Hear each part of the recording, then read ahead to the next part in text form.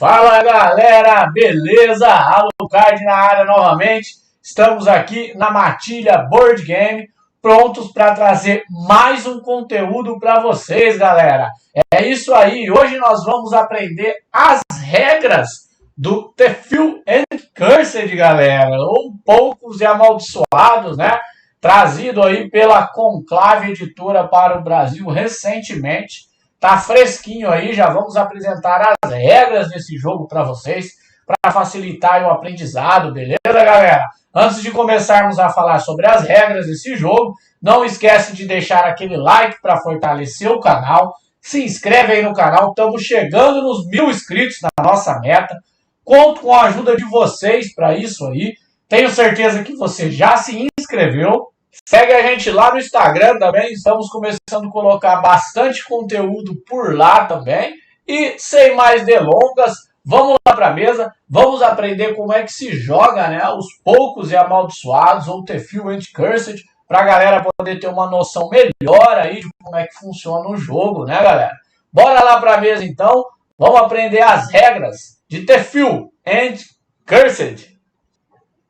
Fala galera, beleza? Estamos aqui na mesa então, já vamos começar aí, né, a explicação então das regras aqui do The Few and Cursed, né, tabuleiro grandão aí, né, vamos tentar fazer aí um esquema que dê para visualizar legal todo o tabuleiro, vamos ver se vai dar certo, né.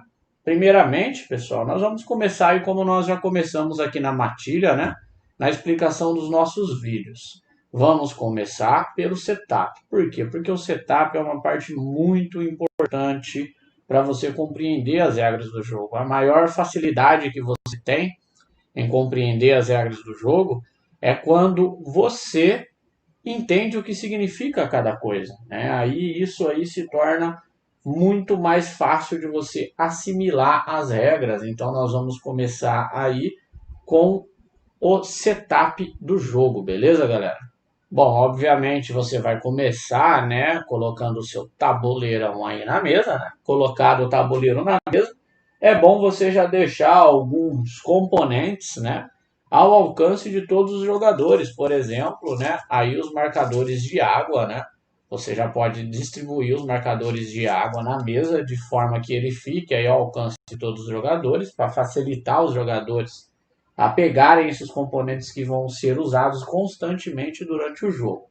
Tá, galera? Depois vem aí uma parte muito importante, né, que é a escolha do personagem, né, galera? Cada jogador, então, vai ter que escolher o seu personagem.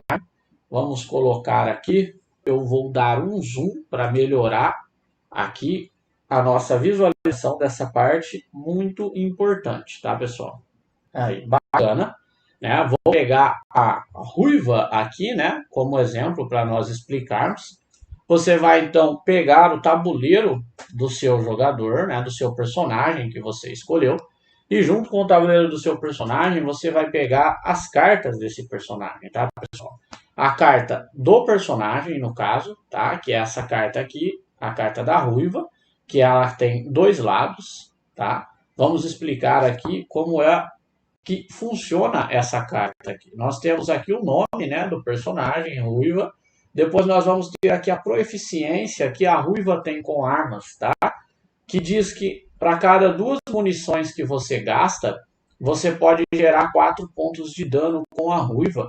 Tá bom, pessoal? Isso aqui é algo que é ilimitado, ou seja, se você tiver 10 munições, você pode gastar suas 10 munições gerando essa quantidade de dano, né? Que aqui no caso 10 dividido por 2 vai dar 5. 5 vezes 4 você conseguiria causar, né? Aí com a ruiva 20 pontos de dano se você consumisse 10 munições aí, né? Um exemplo. Com a ruiva, então, pessoal, nós vemos aqui que a ruiva tem uma habilidade passiva, né? Que ela pode atacar uma recompensa procurada que esteja em um espaço adjacente a ela, né? Ela pode fazer um ataque aí com uma distância maior. Quando nós chegarmos nessa parte de explicar as recompensas, eu vou estar explicando aí como é que funciona isso aqui. E do outro lado nós temos então, né, aí a parte amaldiçoada, né, do nosso personagem, que é quando você ultrapassa o seu limite de maldição, né? Note que a ruiva fica mais forte quando ela está amaldiçoada, né? Ela passa a causar 5 pontos de dano para cada 2 munições que ela consome. Porém, a parte amaldiçoada, além de não ter mais a habilidade que nós temos desse lado, né? Perde essa habilidade, você passa a ter aí uma penalidade, né? No caso da ruiva, a penalidade é que uma vez por rodada ela tem que gastar um ponto de movimento ou ela vai sofrer um de dano, né? Então toda rodada ela precisa gastar um ponto de movimento ou ela sofre um de dano. Você vai então posicionar a carta de personagem na sua ficha, né, no seu tabuleiro aqui do seu herói. E agora você vai pegar, né, os valores iniciais que esse herói tem. Nós temos aqui o quanto o herói começa de água, né? No caso da ruiva, a ruiva não começa com nada de água, ela começa aí pobretona, né? E aqui nós temos então a vida da ruiva simbolizada por esse coraçãozinho, né? Que nós podemos ver aí que a ruiva começa com 4, né, de vida. Deixa eu ver se o meu zoom pega mais próximo aqui para nós podermos visualizar bem legal mesmo esse tabuleiro, né? Então você vai escolher uma cor, né, para o seu personagem e você vai setar então o valor de vida respectivo aqui, né, no valor inicial. No caso da ruiva, a vida dela é 4. Agora nós temos aqui o valor inicial de munição da ruiva, tá? Você também vai pegar um cubinho e você vai colocar em 2, que é o valor que a ruiva começa de munição.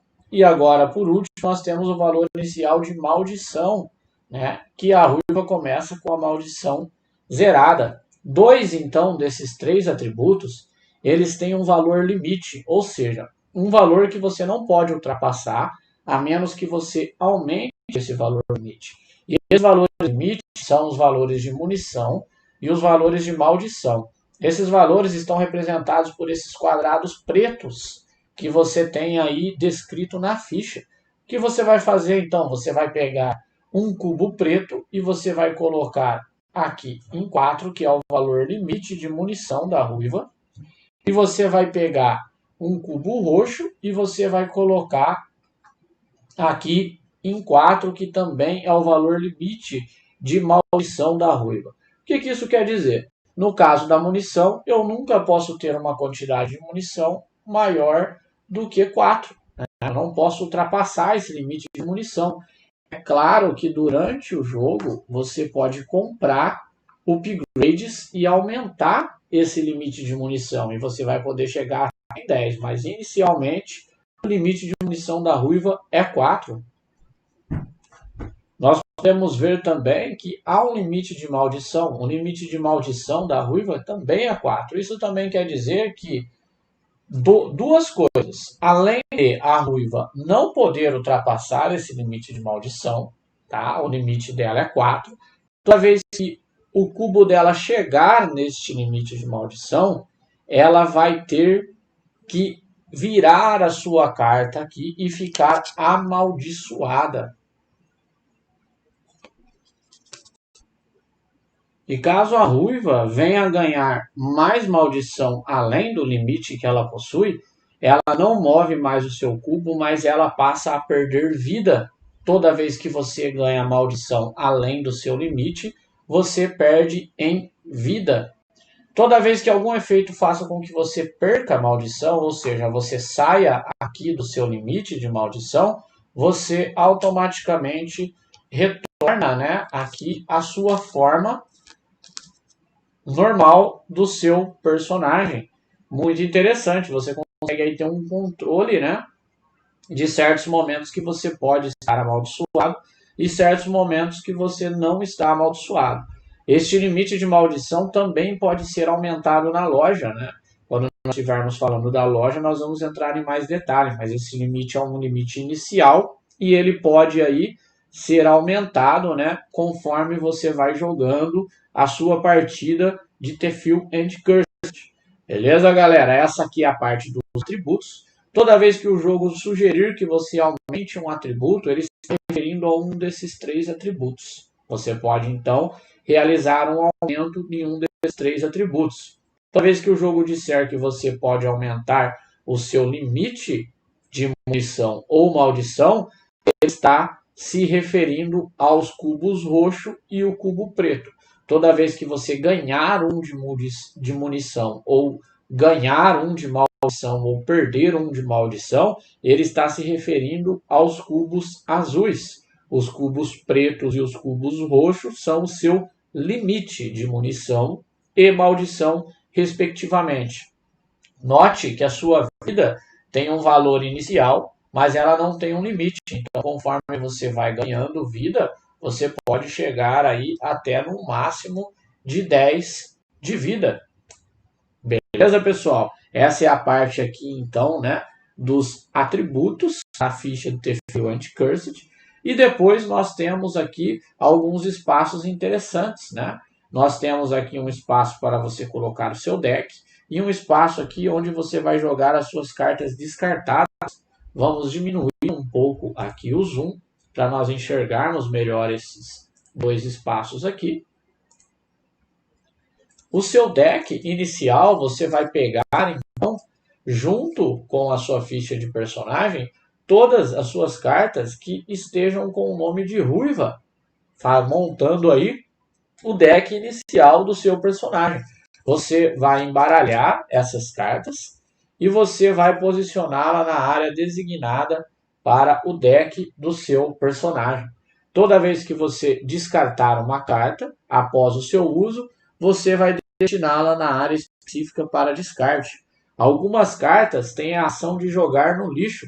Jogar no lixo não manda a carta para o descarte, e sim a remove da partida se for uma carta inicial, ou seja, que contenha o nome do seu personagem, e se for uma carta de upgrade, que é cartas que você vai comprando durante a partida, você joga na pilha de descarte determinada lá para as cartas de upgrade, mas você a remove do seu deck. A carta não volta para o seu deck toda vez que você encontrar a característica jogar no lixo. Nós não temos uma carta inicial com essa característica na ruiva, mas nós temos essas características em muitas cartas de upgrade, como esta, por exemplo. Vou tirar a luz aqui para facilitar novamente nós enxergarmos a carta. Nós temos aqui jogue no lixo uma carta da sua mão para improvisar novamente. Então, se você quiser fazer este efeito para improvisar novamente ao utilizar esta carta, você pode jogar esta carta no lixo, ou seja, na pilha de descarte, e vai removê-la do seu deck, e você pode fazer uma ação de improviso novamente, que nós vamos explicar já já o que é a ação de improviso. Ainda na ficha de personagem, nós temos 2 espaços aqui que são destinados aos seus trabalhos e aos seus trabalhos completos. Esses espaços, você vai posicionar os trabalhos que você pega durante a partida. Conforme você pegar os trabalhos durante a partida, você vai posicioná-los escondidos dos outros jogadores, virado para baixo na área de trabalho. E ao completar esse trabalho, você vai colocá-los revelados para cima na área de trabalhos completos. Então você vai estar gerindo esse espaço desta maneira. Depois nós vamos ter aqui, na parte de baixo, o espaço para as mãos do seu personagem, onde nós temos aqui os símbolos. Vamos mostrar esses símbolos aqui de uma forma melhor. Onde nós temos aqui os símbolos de uma mão e os símbolos de 2 mãos.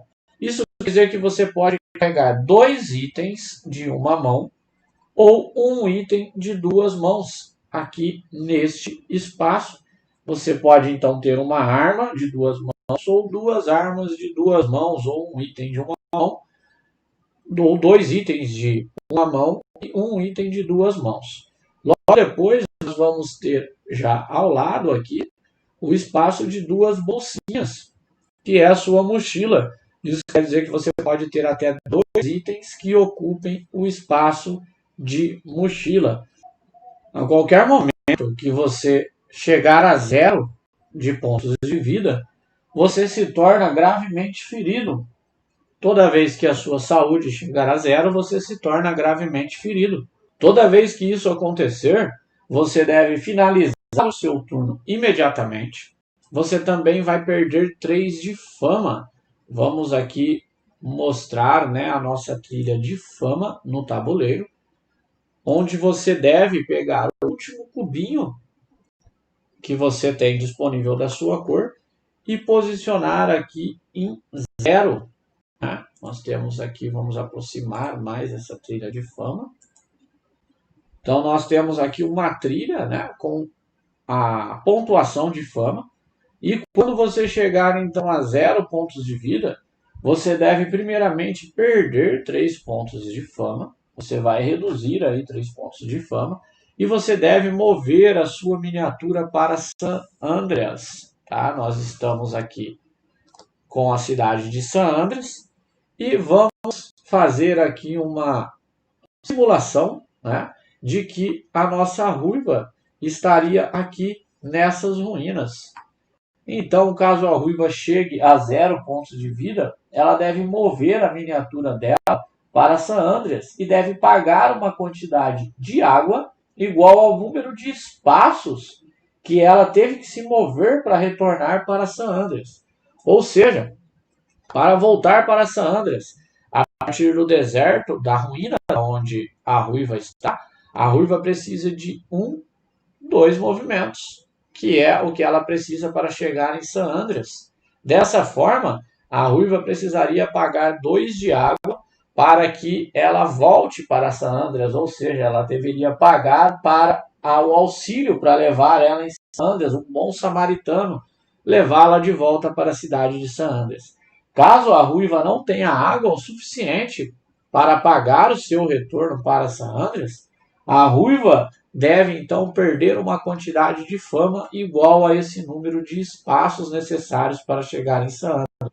Nesse caso, ela perderia 2 pontos de fama, então, para que ela pudesse estar retornando para San Andreas. É assim que você se torna gravemente ferido em Few and Cursed. Nós vamos agora passar, né, para a explicação dos outros componentes aí, das outras partes do nosso setup. Bom, preparado então o seu personagem, já deixado tudo certo aqui com o personagem de cada jogador, nós vamos preparar agora os decks de encontro. Vamos dar um zoom melhor naquela área do tabuleiro, pelo fato de ser um tabuleiro muito grande, né, nós vamos tentar melhorar o nosso foco dessa maneira. Então, nós temos aqui nessa região do tabuleiro a área de encontros, né? E como nós vamos separar isso? Nós vamos colocar os encontros normais e os encontros amaldiçoados nessa região. Você vai, então, localizar todas as cartas que têm este símbolo, de este V, é uma espécie de V e S, né? Que se referenciam aos encontros normais do jogo. Dessa forma, você vai embaralhar esses encontros e você vai colocar esses encontros na primeira área destinada a eles aqui no tabuleiro. Logo em seguida, você vai pegar todos os encontros que tem então uma caveira aqui atrás que simbolizam os encontros amaldiçoados que você tem no jogo. Você também vai estar embaralhando esses encontros e vai estar colocando esses encontros na segunda área destinada mais próximo aqui à poça de sangue do tabuleiro, deixando pronto aqui então o setup dos seus encontros. Agora nós vamos fazer o setup dessa área de mais procurados. Para fazer o setup da área de mais procurados, você deve primeiro localizar todas as cartas de monstro. São 4 cartas de monstro que vêm com o jogo, tá, pessoal? Essas cartas elas têm um fundo igual a todas as cartas de mais procurados, justamente para não sabermos qual é qual. E ela vem com essas bordas pretas, né? Você pode diferenciar ela das outras cartas por essas bordas pretas. O que você vai fazer então? Você vai embaralhar essas 4 cartas de monstro principal e vai colocá-las uma em cada espaço aqui da área mais procurado. Feito isso, você vai pegar o restante de todas as outras cartas de mais procurado. Agora você pode ver que essas cartas de mais procurado, elas têm a borda aqui preta e rosa, né? Temos aí um rosa, uma tonalidade de vermelho. Pegando essas cartas de mais procurado, que também tem o verso idêntico a de monstro, você vai embaralhar essas cartas e você vai distribuindo uma a uma em cada espaço aqui na área de mais procurado. Então nós vamos colocar aqui uma a uma em cada uma das áreas de espaço de mais procurado. Montamos então aqui o nosso deck, né? A nossa área de jogo de mais procurado. Agora nós vamos montar a área do deck de trabalho. Vamos dar uma olhada lá nos decks de trabalho.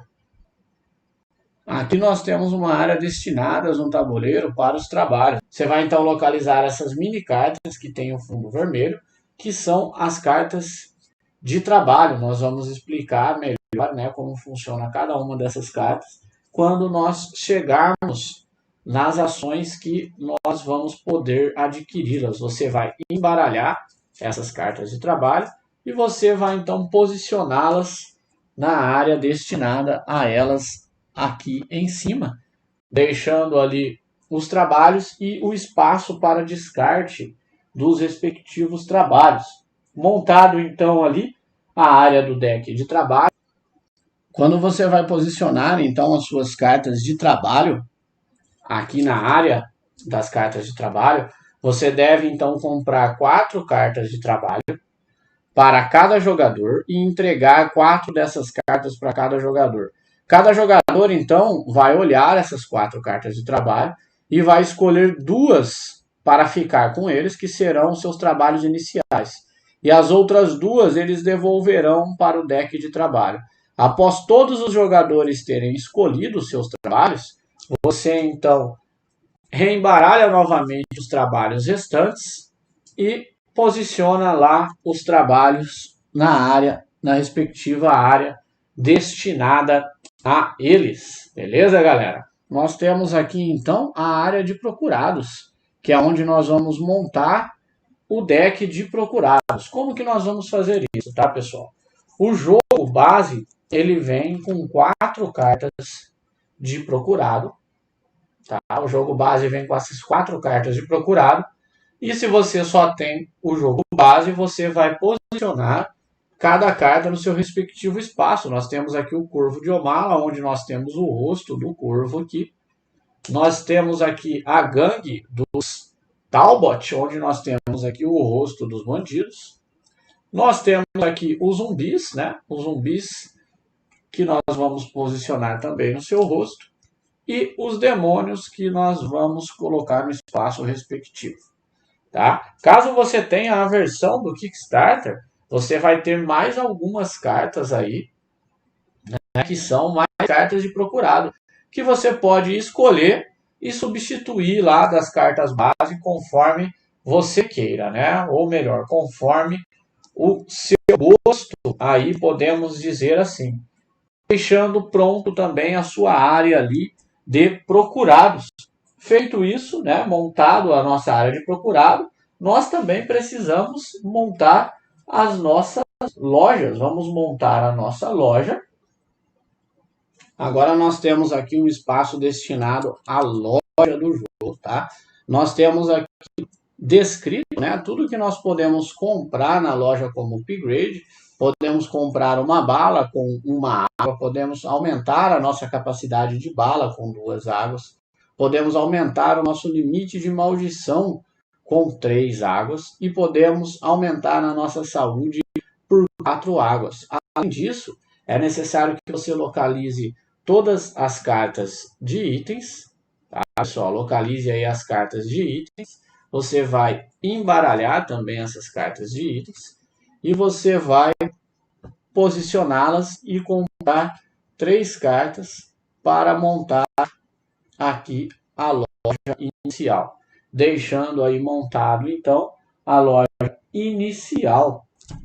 Bom, agora quase finalizando o nosso setup, nós precisamos distribuir os artefatos, tá, pessoal? Temos aí as cartas de artefato, que momentaneamente você vai deixar elas de lado no tabuleiro, tá? Não tem um espaço designado para ela no tabuleiro como tem todas as outras cartas, mas você vai ter então tokens, né? No caso aqui da versão do Kickstarter, nós temos tokens de madeira, né? Na versão normal vão ser tokens de papelão. E você vai pegar, então, são 3 tokens de cada cor. E você vai distribuir esses tokens nas 4 regiões disponíveis para você colocar os artefatos, que são as seguintes regiões. Temos aqui 4 regiões disponíveis para colocarmos os tokens de artefato. Santana de Aquasúcia, tá? Expedition, Mountain View e Mana Onala. Esses 4 pontos no canto aqui do tabuleiro são os pontos onde você vai posicionar aqui todos os tokens de artefato, né? As cores é na ordem que você quiser, né? Tanto faz, você pode colocar as cores da maneira como você queira, mas você vai posicionar então esses 3 tokens de artefato aqui nessas áreas, respeitando a seguinte regra: se você estiver jogando uma partida aí, né, para 4 jogadores, você vai deixar 3 tokens em cada um desses espaços. Agora, se você estiver jogando uma partida com 2 ou 3 jogadores, você vai remover aleatoriamente um artefato de cada um desses espaços e você vai tirá-los para fora do jogo. Você vai deixar então apenas 2 artefatos em cada localidade. Isso em uma partida de 2 a 3 jogadores. Uma partida de 4 jogadores, você deixa aí então todos os artefatos disponíveis aí nas bordas do tabuleiro. E a última parte do nosso setup, né, pessoal, é a separação aqui do deck de upgrade, né? Aqui nós temos muitas cartas de upgrade que os jogadores vão ir comprando durante o jogo e não existe, né, também um espaço destinado a esse deck no tabuleiro. Então é indicado que você deixe esse deck ao alcance, né, de todos os jogadores, porque eles vão estar precisando comprar nesse deck aqui constantemente. Feito isso, nós terminamos aqui então o nosso setup do Tefeel and Cursed. Iremos agora então dar a moeda de primeiro jogador, de first player, para aquele jogador que tem menos água, ou seja, que começa o jogo com menos água, né?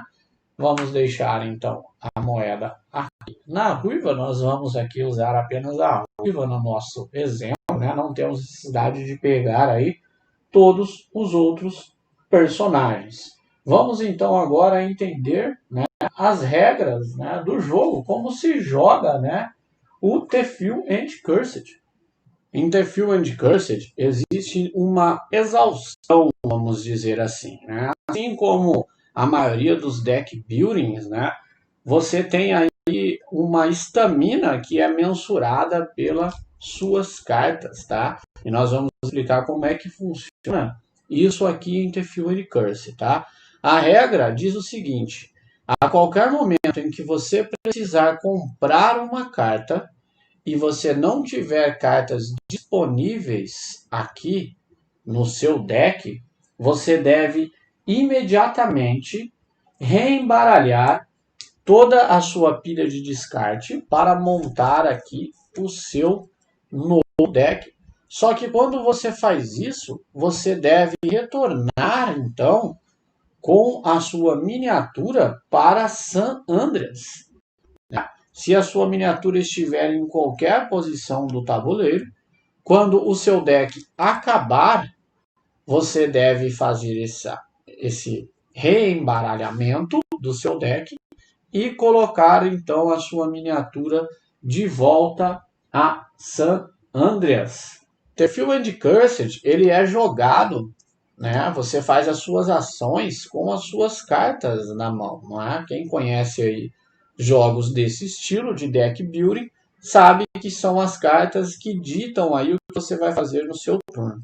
Toda carta que você joga, ela é considerada na sua área de jogo, tá, pessoal?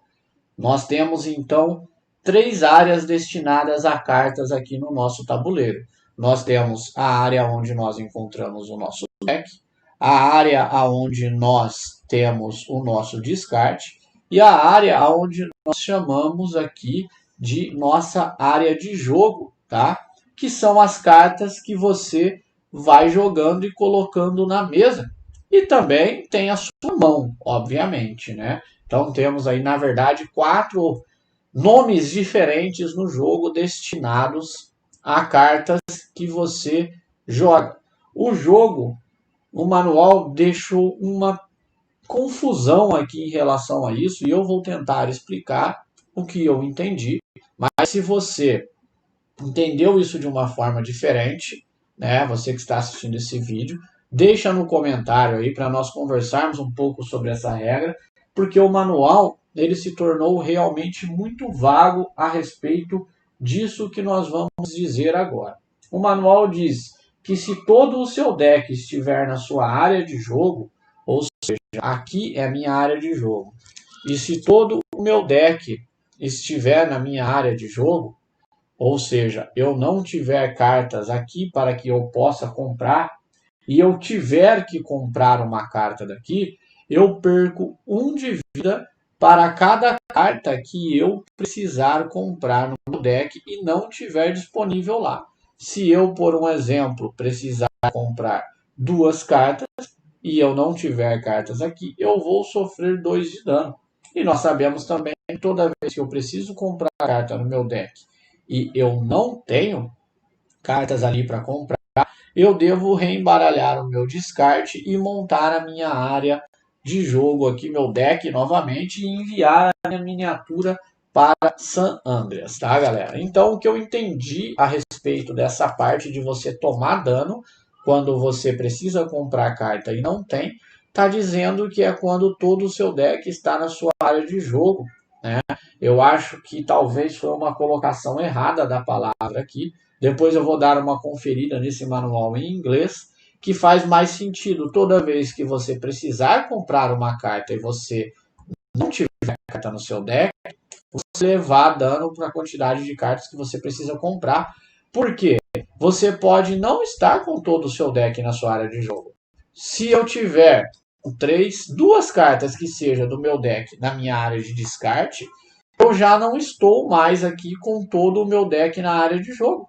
Você não concorda? Se a frase diz todo o seu deck na área de jogo, então eu não poderia ter nenhuma carta na área de descarte, por exemplo, porque já não está mais todo o meu deck na área de jogo, e sim 2 cartas na área de descarte, ou até mesmo se eu tivesse cartas na mão, por exemplo, se eu tivesse 2 cartas na mão e eu tivesse essa situação, eu não estou com todo o meu deck na área de jogo, porque eu tenho 2 cartas na minha mão e eu tenho 2 cartas no meu descarte, então eu não levaria dano se eu precisasse comprar carta aqui.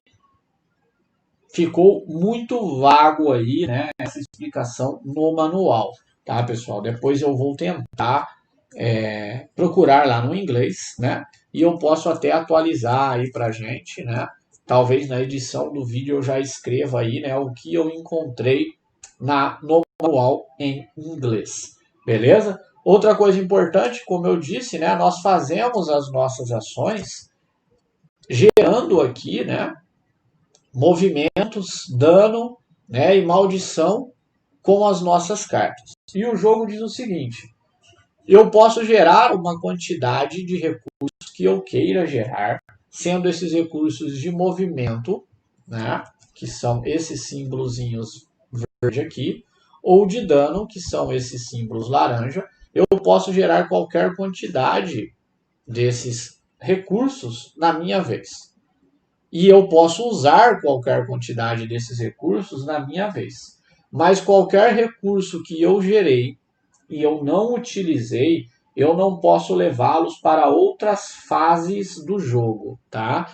Não é outra rodada, tá, pessoal? É outra fase do jogo. Eu vou explicar aqui essas fases. Então, se eu gerei recursos em determinada fase e eu não usei ele, eu não vou poder usar esses recursos que eu gerei na próxima fase que eu vou fazer, tá? O jogo deixa bem claro aí essa regra. Bom, pessoal, inicialmente, então, cada jogador vai aqui no seu deck comprar 4 cartas, tá? Que vai ser o seu limite, né, de mão inicial aí, né? O jogo não fala nada sobre um limite de mão, tá? Como eu disse, né, eu achei o manual um pouco vago, tá? O jogo não fala sobre você ter um limite de mão, então eu acredito que não tem um limite de mão pela própria mecânica do jogo, né? Conforme nós vamos jogando, nós vamos entendendo que se o limite de mão fosse 4, logo na primeira fase nós já quebraríamos esse limite. Então eu acredito que o jogo não tem um limite de mão, tá? Mas ele tem uma mão base, que é sempre 4 cartas. Nós vamos entender isso aí.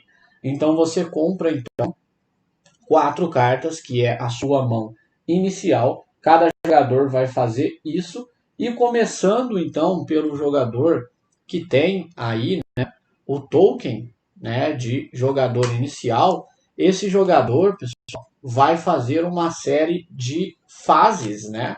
Ele vai realizar uma fase e ele vai passar a vez para o próximo em sentido horário que vai realizar aquela mesma fase.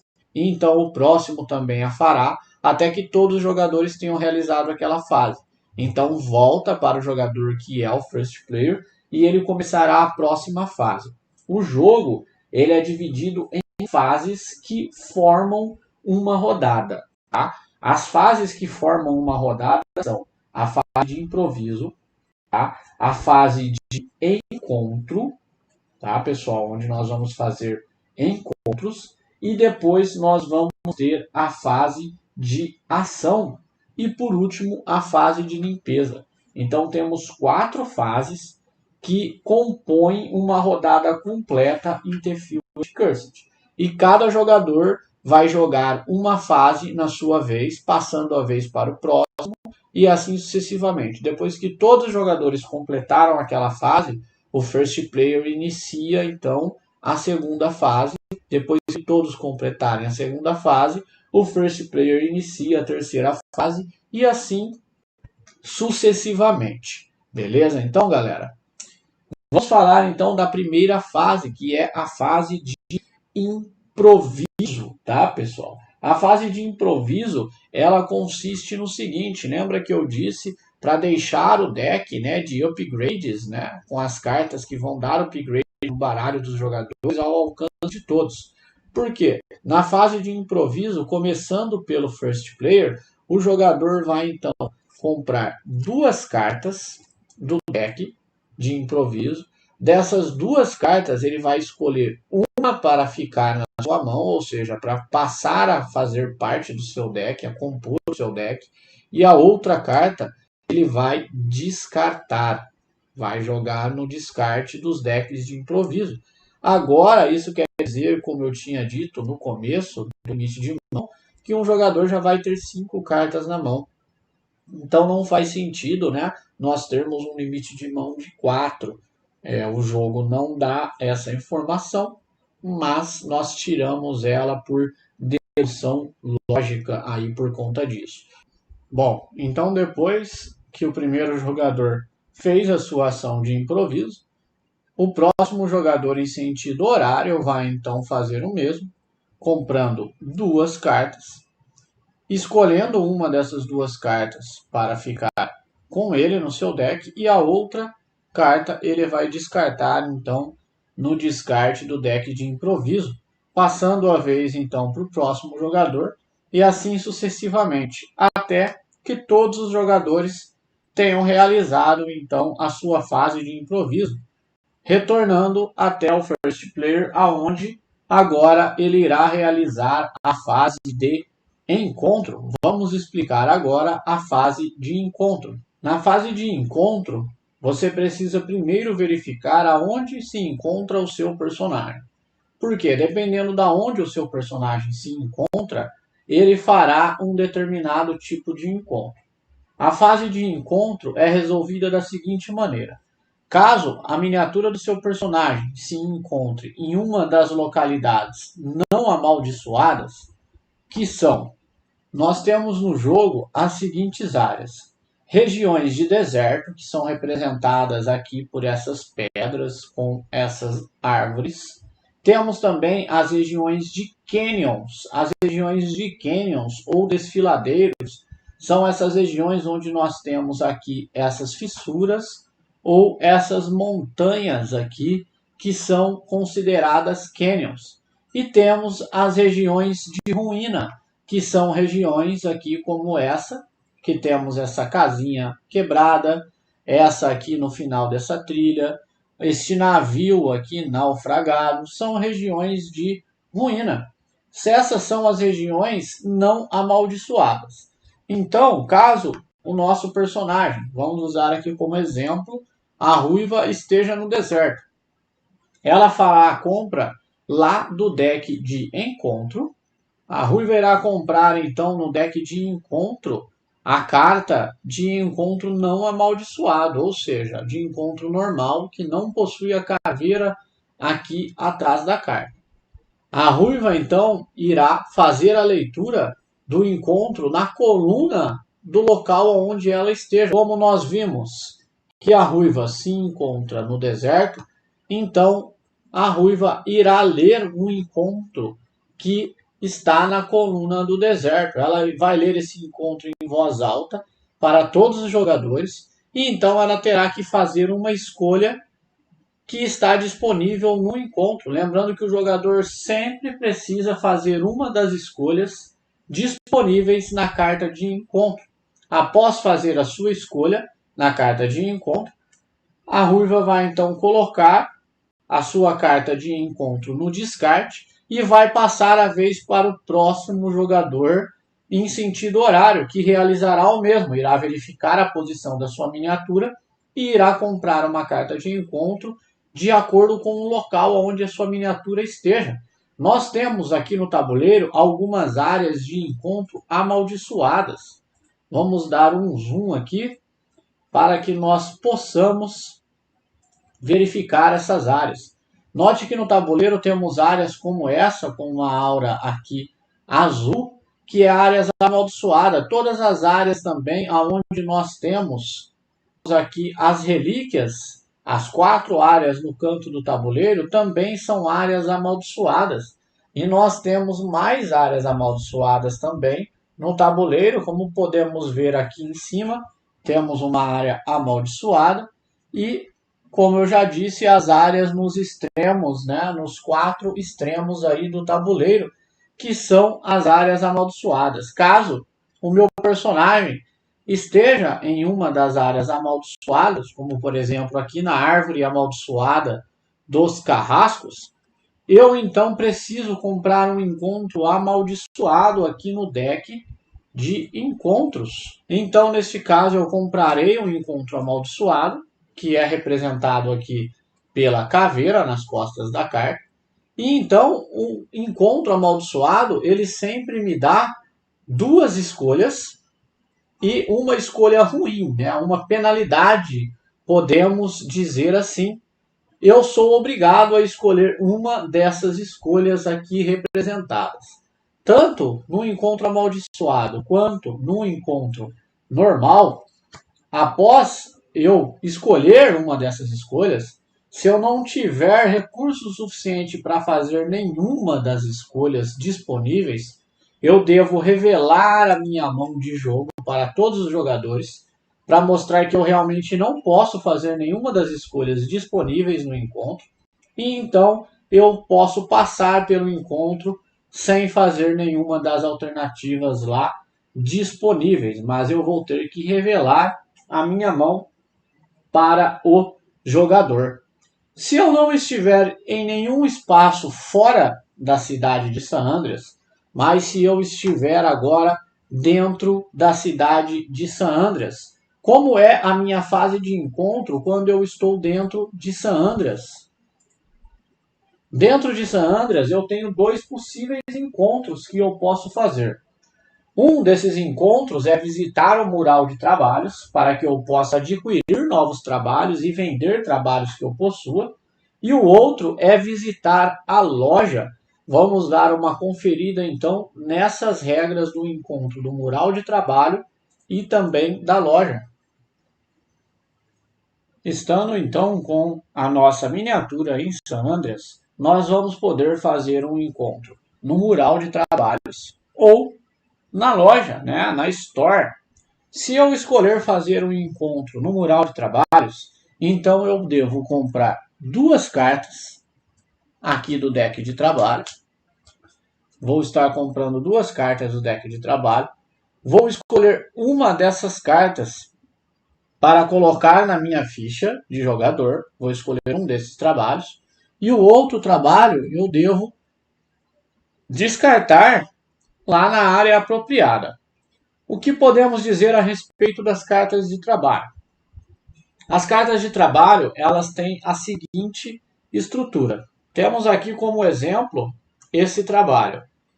O número expresso ali no marcador de águas é o quanto de recompensa eu recebo por completar esse trabalho ou por vender esse trabalho quando eu fizer uma visita no mural de trabalho.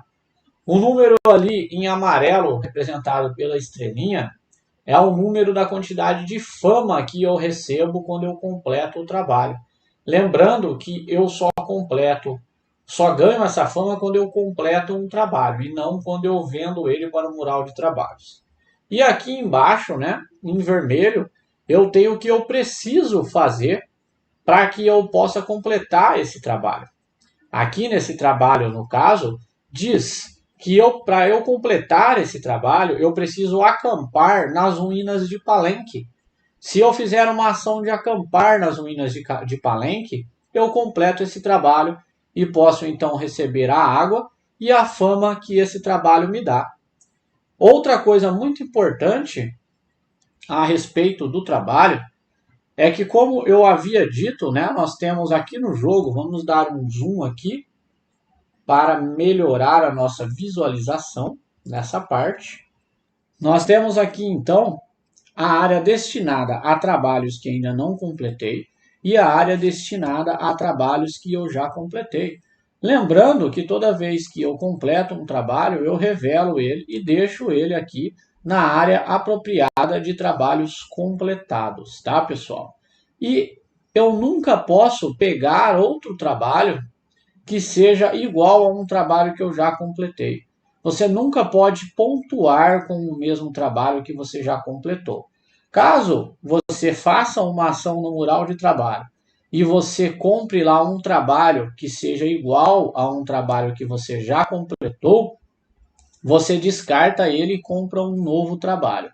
Tá? Você só pode completar um tipo de trabalho por igual, vamos dizer assim, né? Eu não posso completar dois trabalhos que sejam iguais, beleza, galera? Essa é uma regra aí também bem interessante aqui a respeito, né, dos trabalhos. Vamos explicar aqui outra regra muito interessante sobre os trabalhos, né, in the Few and Cursed. Os trabalhos podem ter tarefas diferentes, né? Nós vimos que o trabalho que eu mostrei, você precisava acampar, fazer uma ação de acampar em um determinado lugar no tabuleiro. Mas nós temos trabalho, por exemplo, como este trabalho aqui, sobrevivente, que diz que eu preciso ter 5 de vida. O Corvo Maldito diz que eu preciso ter um total aí de 10 de maldição para completar esse trabalho. Temos trabalhos também que pedem uma quantidade de movimento, como aqui o guia turístico, ou que pedem uma quantidade de dano e movimento. E temos o trabalho que pede uma quantidade de munição, tá? Vamos explicar então como funciona cada um. No caso de trabalhos que pedem movimento ou dano, eu preciso gerar uma quantidade de movimentos ou dano expressado no trabalho em uma mesma rodada, e eu não vou usar estes movimentos para andar pelo tabuleiro ou esse dano para causar dano nos inimigos no tabuleiro, e sim vou usar para completar o trabalho. Ou seja, todo esse movimento e esse dano que eu gerei para completar o trabalho. A qualquer momento que eu tiver cumprido uma condição para completar um trabalho, eu posso imediatamente revelá-lo, pegar as recompensas e colocar na área apropriada de trabalhos completados. Diferente do dano e do movimento, quando nós temos condições como esses outros trabalhos, que eu preciso, por exemplo, ter 6 munição, 10 maldição ou 5 de vida, eu preciso chegar nesses valores aqui na minha ficha, nos meus atributos. Eu não preciso gerar 5 de vida em uma rodada só. Quando eu atingir 5 de vida, por um exemplo, eu já consigo completar o trabalho de sobrevivente. No caso do trabalho do pistoleiro, quando eu conseguir 6 de munição aqui na minha ficha, eu posso imediatamente revelar e completar esse trabalho. E o mesmo também vale aqui para a maldição. Quando eu tiver 10 de maldição aqui na minha ficha, eu posso imediatamente revelar também e completar este trabalho. Quando eu visito o mural de trabalho, além de pegar um novo trabalho, caso eu queira, eu posso vender qualquer trabalho que eu ainda não completei para o mural de trabalho. Se eu fizer isso, eu recebo o valor em água desse trabalho, mas não recebo a fama. Ok, pessoal? Outra coisa que é muito importante de se lembrar é que na pontuação final do jogo, cada trabalho não completado, ou seja, que esteja na sua área de trabalhos não completado, é subtraído o valor de fama da sua pontuação total, ou seja, se torna um trabalho, uma penalidade para você. Então, se você acha que não vai conseguir completar um trabalho, é bom que você venda ele e pegue o valor dele aí em água, que é a melhor alternativa. Além do encontro, quando estou em San Andreas, não é? Além do encontro que eu posso ir para o mural de trabalho, caso eu não queira ir para o mural de trabalho, eu posso escolher vir até a loja. Vamos dar uma olhada então como é um encontro na loja aqui em San Andreas. Quando nós viemos para a loja, vindo de um encontro, seja ele na fase de encontros ou na fase de ação, que eu vou explicar mais tarde, eu preciso, assim como no mural de trabalhos, eu preciso estar em San Andreas. É o único modo que eu consigo acessar o mural de trabalhos e a loja. Na loja, eu tenho a opção de comprar um desses upgrades de acordo com os seus valores expressos aqui em água. Dessa forma, eu posso melhorar o meu personagem.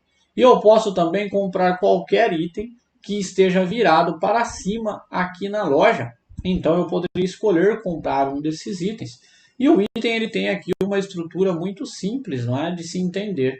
Nós temos aí no canto superior esquerdo do item o valor em água, né? Tem o valor em água do custo desse item, do rifle Winchester no caso.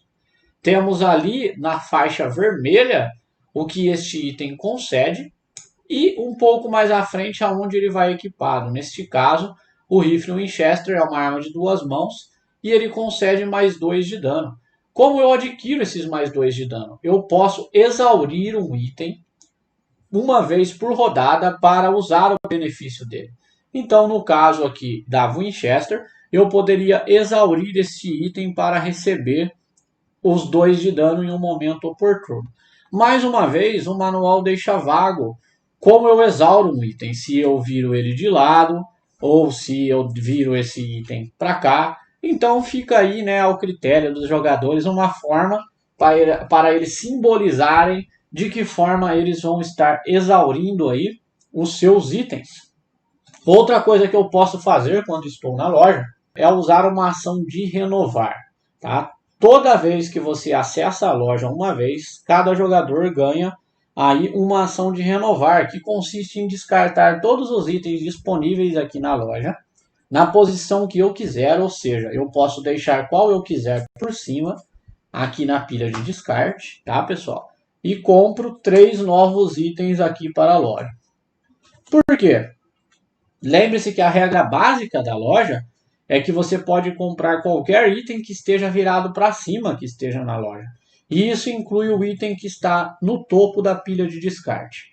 Então, tanto os 3 itens aqui quanto o item do topo da pilha de descarte podem ser comprados quando eu acesso a loja. Então é isso o que eu faço quando eu faço um encontro e o meu personagem se encontra em San Andreas. Terminado então a fase de encontro, nós damos início à fase de ação. A fase de ação é onde a maioria das coisas acontece em The Few and Cursed.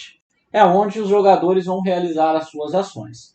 Para falarmos das ações, nós precisamos entender como funciona o movimento aqui em The Few and Cursed. Vamos tentar dar um zoom bem próximo aqui do tabuleiro, para que eu possa estar explicando de uma maneira aqui bem clara a respeito do movimento, tá, pessoal? Estamos vendo que aqui estamos com a ruiva em San Andreas. E nós estamos vendo que o tabuleiro ele existe várias rotas demarcadas aqui de uma forma mais clara, que são as ruas. E você pode reparar que em cada rua nós temos símbolos. Para que eu possa me mover de um local para outro pelo tabuleiro, eu preciso pagar o custo aí de movimento ou do símbolo em questão de cada um. Tá, pessoal? O que isso quer dizer? Vamos supor que a ruiva deseja vir para este deserto. Porém, nós estamos vendo que tem uma estrada que liga San Andreas para o deserto. E essa estrada diz que eu preciso gastar um ponto de movimento para que eu possa chegar de San Andreas para o deserto. E caso eu queira continuar me movimentando e sair do deserto para esta ruína, ou sair do deserto para esta ruína, eu preciso pagar o custo pela estrada por qual eu preciso andar. Aqui eu apenas pagaria mais um ponto de movimento e poderia então me movimentar para a próxima ruína. Ou eu poderia, deste deserto, pagar o custo aqui, que é um movimento e um dano, para que eu possa vir para a ruína.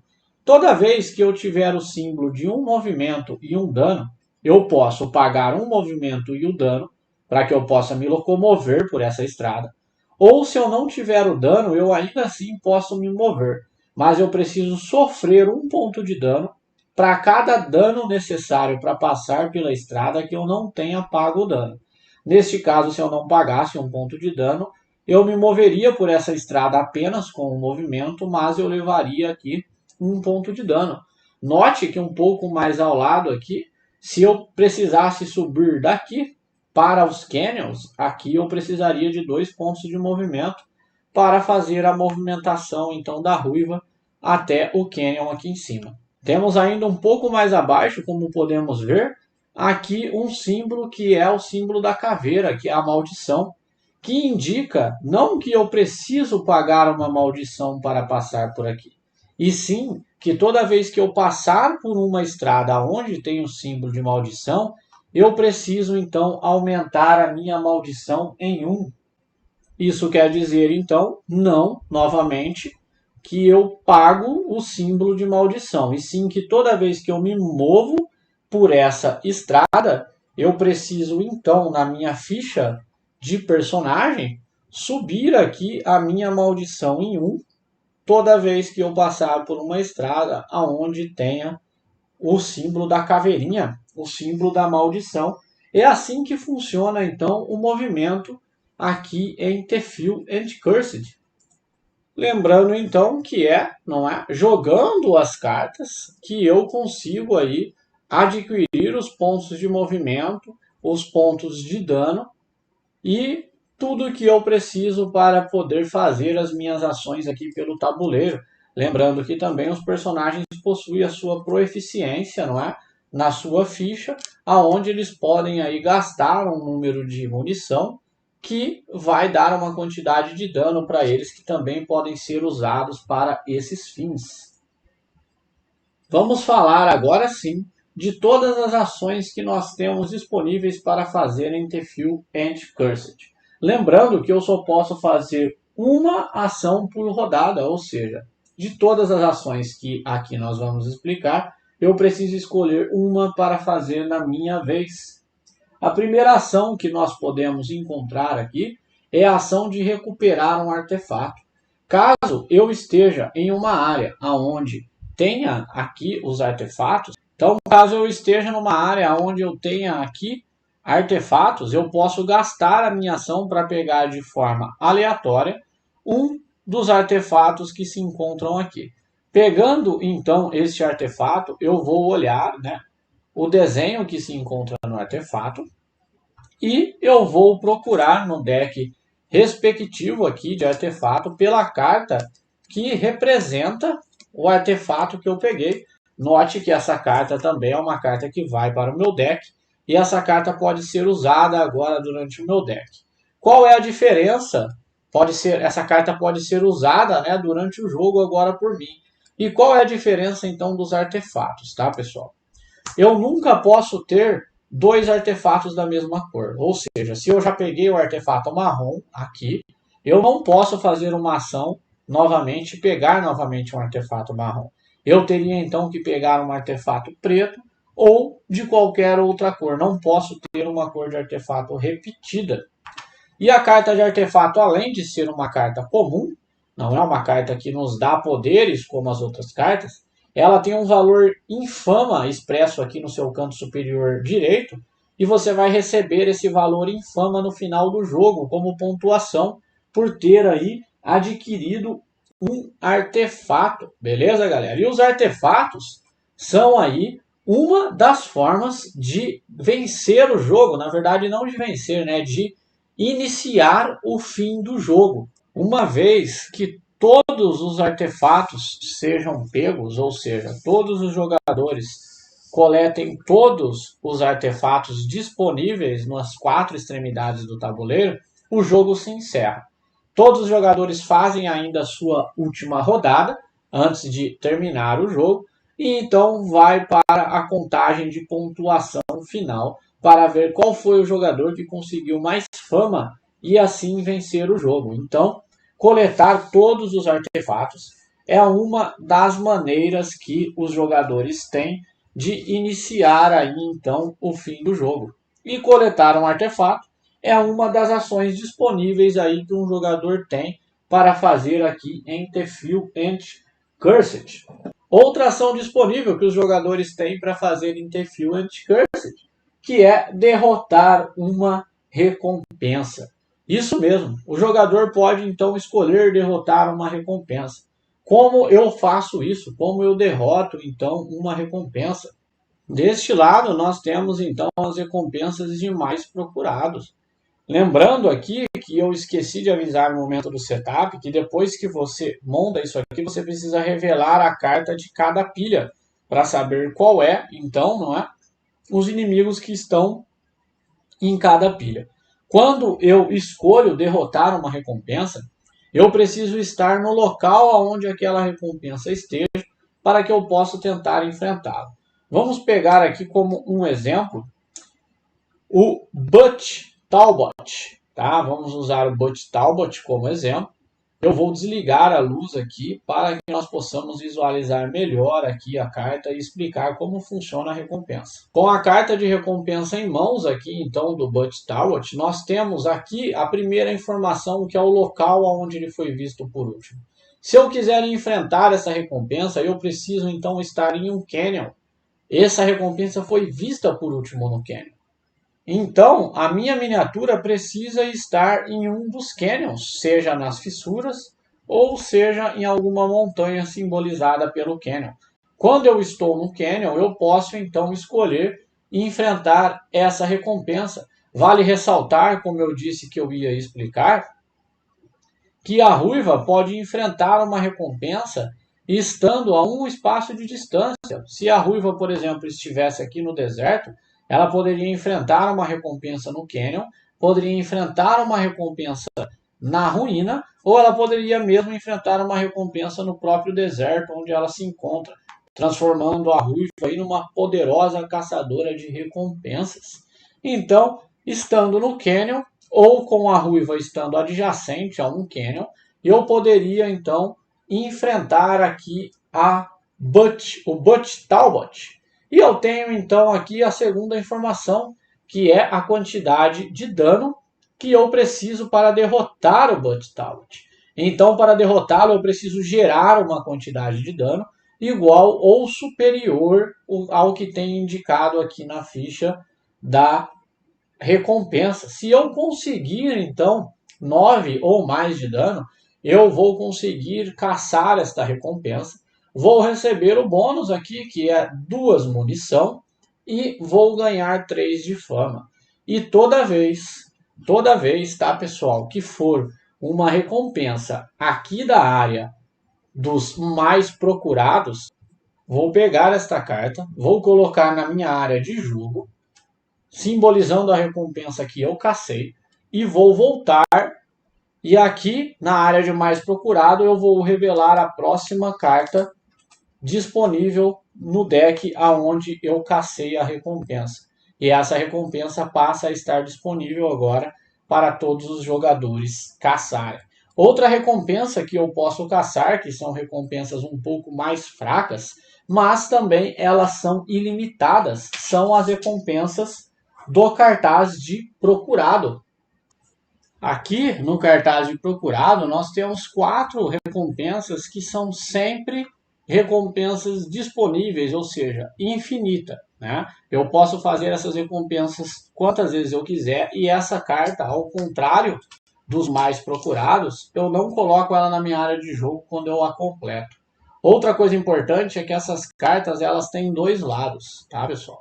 Elas têm 2 lados com estatísticas diferentes, tá? O modelo de estatística, ou seja, né, a construção da carta é a mesma dos mais procurados, como eu já expliquei.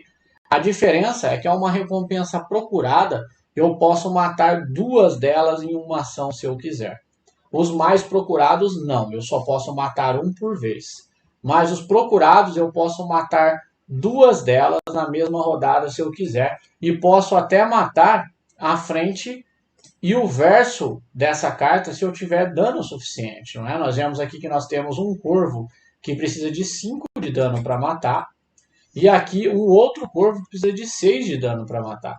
Caso eu consiga gerar 11 pontos de dano, eu poderia matar os 2 lados dessa recompensa e receber aqui, né, a recompensa de ambos os lados do corvo. Lembrando que eu só posso caçar uma recompensa na minha fase de ação dos mais procurados. Se for os procurados, eu posso matar até 2 na minha vez. É assim, então, que funciona, não é? A parte aqui da derrotando uma recompensa, da ação de derrotar uma recompensa. E, consequentemente, pessoal, a ação de derrotar uma recompensa, ela vai, um momento ou outro, fazer aparecer um monstro. Por quê? Toda vez que você derrota uma dessas recompensas, essas cartas, então, vão indo, né, para os jogadores, vai indo para a área de jogo dos jogadores. E, em um momento ou outro, o monstro chegará, não é? Aqui no caso, né, a última carta do deck é um monstro. Toda vez então que nós chegarmos aqui na carta do monstro, nós devemos fazer os seguintes passos. Devemos então localizar a miniatura do monstro em questão que foi revelado. Devemos verificar aonde esse monstro deve ser colocado. No caso do demônio branco, ele foi visto por último em Expedition. Nós vamos até Expedition e vamos colocar então a miniatura do monstro lá em Expedition. Qualquer jogador que entrar na área do monstro pode então tentar derrotar este monstro, causando a quantidade de dano necessária para matar o monstro.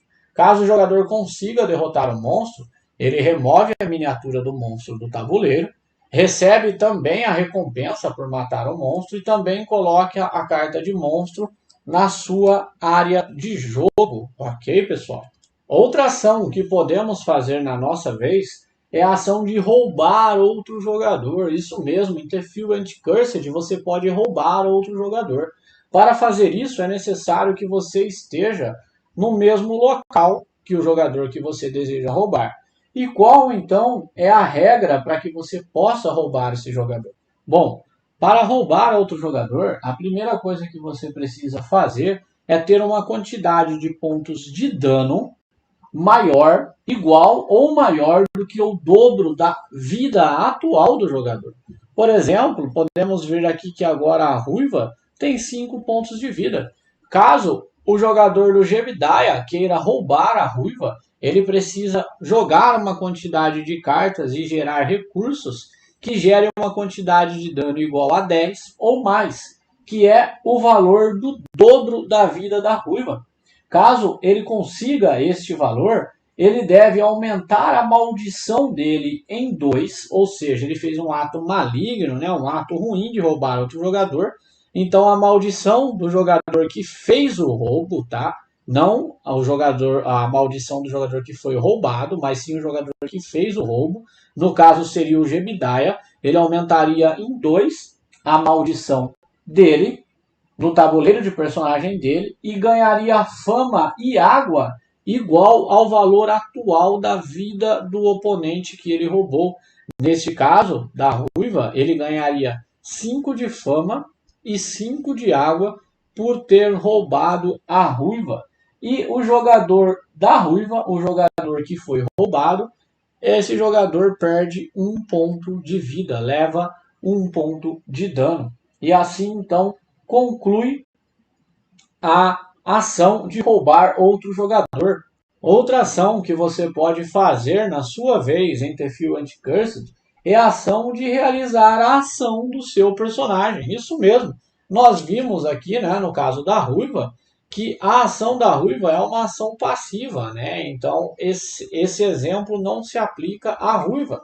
Mas eu separei aqui um dos personagens que veio no Kickstarter, que é o Alistar. E o Alistar, ele tem aqui uma ação, ou seja, ele gasta uma ação da vez dele para ganhar 6 munição. Isso mesmo, o Alistar é o cara das munição. Então ele pode, o jogador do Alistar pode, na vez dele, estar usando aí a sua ação para receber 6 de munição. Outra ação que nós podemos fazer em The Few and Cursed é a ação de acampar, tá, galera? E a ação de acampar é uma ação estratégica muito legal, tá? E é uma ação que serve para que nós não tenhamos que voltar para San Andreas em momentos que nós não queremos fazer isso.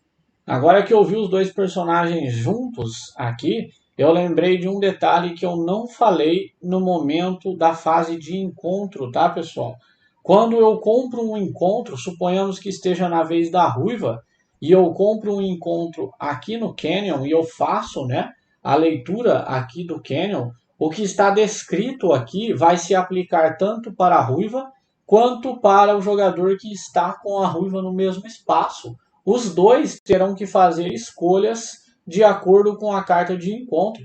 E quando chegar a vez do Jebediah, o mesmo vai acontecer. O encontro comprado pelo Jebediah também vai se aplicar à Ruiva, porque ela está no mesmo espaço.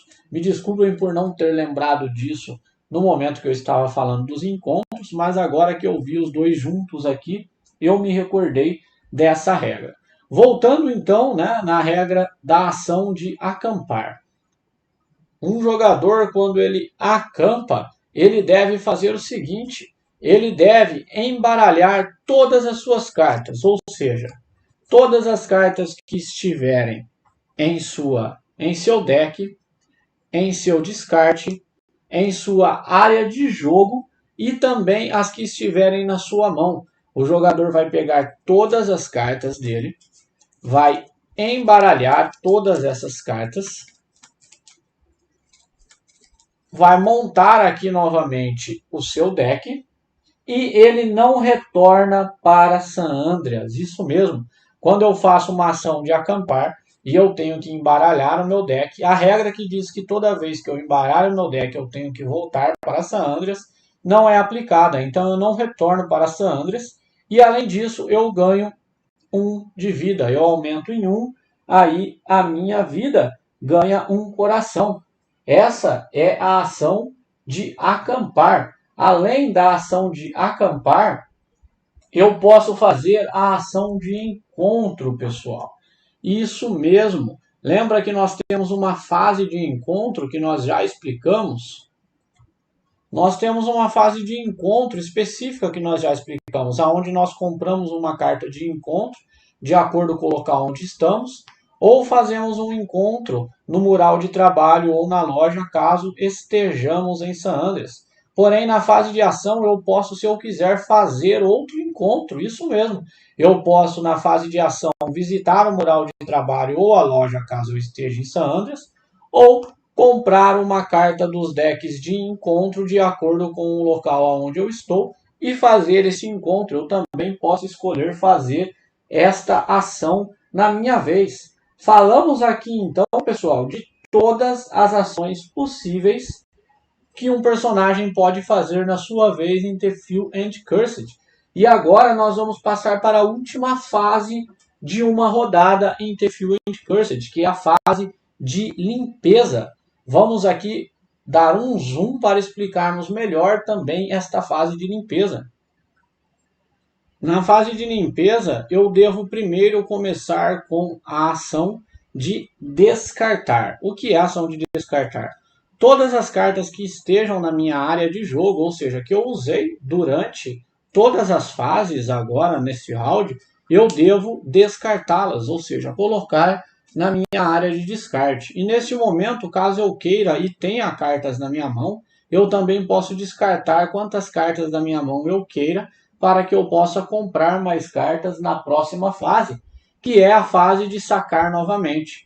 Após fazer a fase de descarte, eu preciso comprar um número de cartas até que eu possua 4 cartas na mão.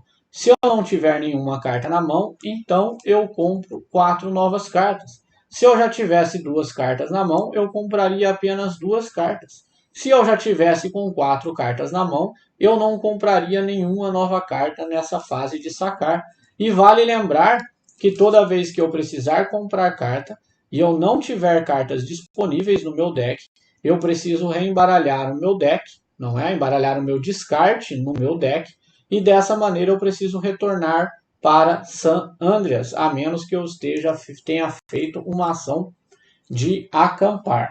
Após sacar novamente, então, é o momento de movimentar os monstros, pessoal. O momento de movimentar os monstros. Os monstros, eles se movem sempre para a rota mais curta em direção à cidade de San Andreas. Então, eu tenho que mover todos os monstros que estiverem no tabuleiro um espaço até que eles cheguem na área de San Andreas. O movimento dos monstros tem alguns critérios. Caso haja um empate de 2 possíveis rotas para onde o monstro ir para chegar em San Andreas e as 2 rotas sejam a mesma distância, vamos dar um exemplo aqui bem prático. Vamos aumentar o zoom para entendermos melhor aqui o movimento dos monstros, que também é bem simples, tá, pessoal? Nós podemos ver aqui que para chegar na cidade de San Andreas, o monstro em questão ele tem as seguintes opções. 1, 2 chega em San Andreas e 1, 2 também chega em San Andreas. Então ele tem 2 rotas possíveis com a mesma distância. O monstro, nesse caso, escolhe a rota onde tenha jogadores. Então ele iria para aonde está a ruiva. E ao entrar na área onde tem um jogador, ou um jogador entrando na área da onde tem um monstro, o jogador sofre 1 de dano.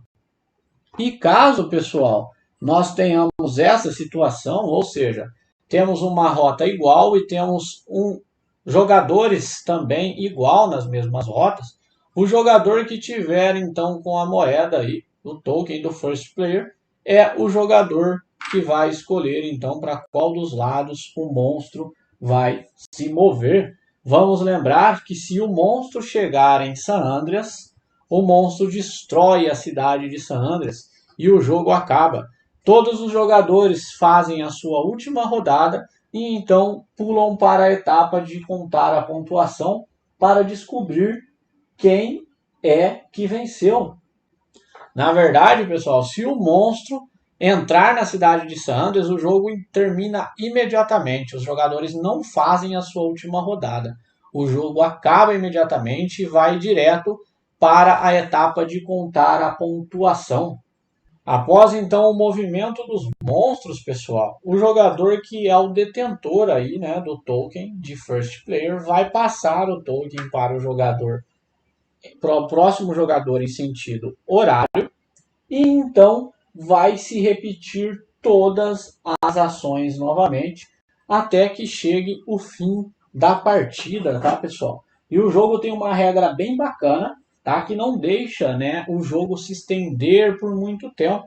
Né? É uma regra que, na minha opinião, ela é muito legal e impede com que o jogo se estenda por muito tempo. Tá? Vamos dar um zoom aqui nesta área aqui da trilha, que nós temos a trilha de fama para falarmos a respeito dessa regra. Você pode notar que o 21 aqui na trilha de fama, ele está marcado de preto. Isso indica que cada vez que um jogador chega a 21 de fama, ele deve realizar a seguinte ação, pessoal. Ele vai escolher um dos decks aqui do mais procurado, que ainda não tenham um monstro revelado, e vai pegar a última carta desse deck, que no caso sempre vai ser um monstro, e vai colocá-lo em primeiro, e vai fazer este monstro então aparecer, né, no local em que ele é designado, fazendo com que este monstro entre em jogo. Dessa forma, acelerando as coisas, ou seja, fazendo com que os monstros entrem em jogo mais rápido. Por mais que os jogadores enrolem e não tentem matar aqui, né, nos mais procurados, ao chegar então aos 21 de fama, cada jogador pode fazer essa ação. Se você estiver jogando de 4 jogadores, então note que se 4 jogadores chegar no 21, os 4 monstros serão revelados e colocados no tabuleiro, obrigando os jogadores a matá-los antes que eles cheguem em San Andreas e destrua a cidade. Beleza, galera? Bom, após então o final do jogo ter sido anunciado por uma das seguintes maneiras: se 3 monstros, ou seja, esses monstros aqui da borda preta, tiverem sido derrotados, os jogadores jogam a sua rodada atual, essa rodada é completada e a partida termina. Caso todos os artefatos de todas as cores tenham sido recolhidos, os jogadores jogam a sua rodada atual e a partida termina. Caso um dos monstros chegue até San Andreas, San Andreas é destruída e a partida acaba imediatamente e também termina. Em qualquer uma das 3 formas, nós vamos então para a parte da pontuação final, aonde os jogadores devem contabilizar todos os pontos que eles têm para descobrir quem é que venceu. Contando aí primeiro trabalhos que contam só no final da partida, tá, pessoal? Tem alguns trabalhos que você coleta pontos deles no final da partida, mas a maioria dos trabalhos você já pega os pontos deles no momento em que você os completa, tá?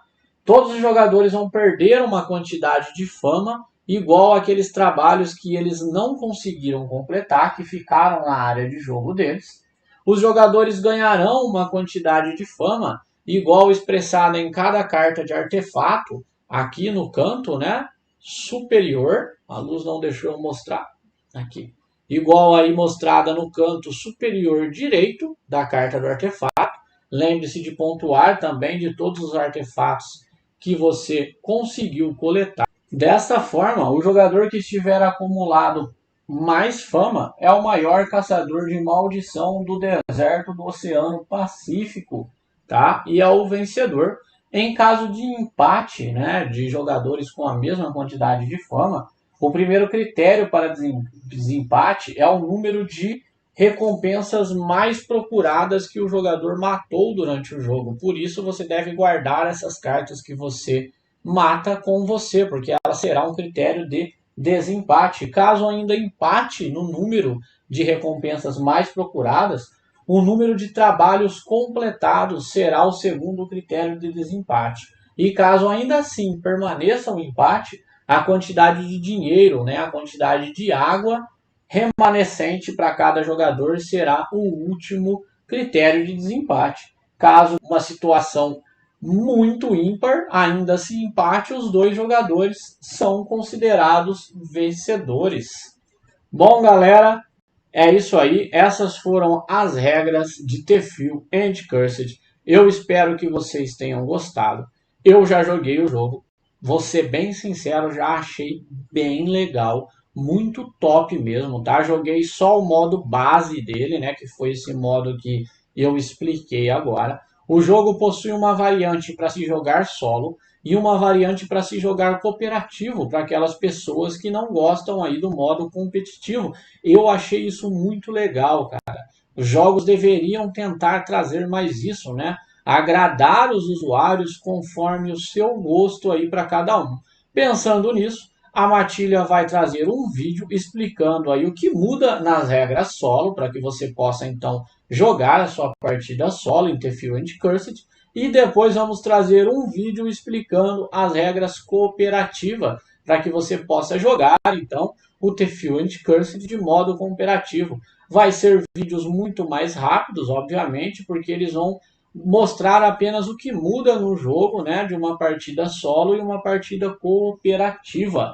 Beleza, galera? Eu espero que vocês tenham gostado. Não esqueça de deixar aquele like para fortalecer o canal. Se inscreve aí no canal porque estamos chegando na meta de 1000 inscritos. Eu conto com a ajuda de vocês para isso aí. Já agradeço a sua inscrição e deixo aquele abraço. Até a próxima!